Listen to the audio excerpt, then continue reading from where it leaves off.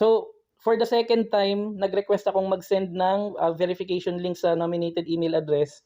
And for the second time, na-receive ko naman siya sa email address ko straight away, okay?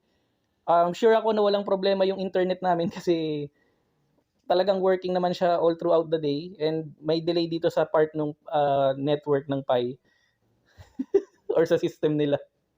So, sa madaling sabi, yung unang attempt ko ng ano, pagve-verify nung, wallet ko,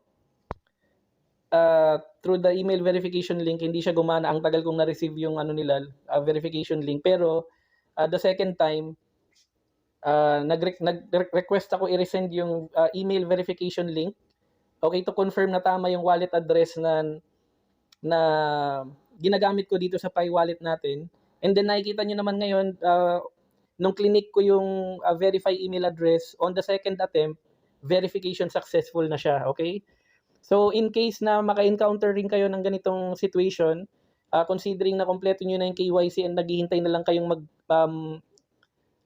doon sa date kung kailan niyo puwedeng gawing pera yung Pi ninyo, tapos naka-receive kayo ng ganitong prompt, ganito lang rin yung gagawin ninyo. Huwag kayong matatakot, huwag kayong matataranta, okay? Basta maitawid lang naman muna natin kasi yung ano, yung Pi coin natin sa exchange. Kung ilan man yung amount na yan, i-transfer mo muna, 'yan.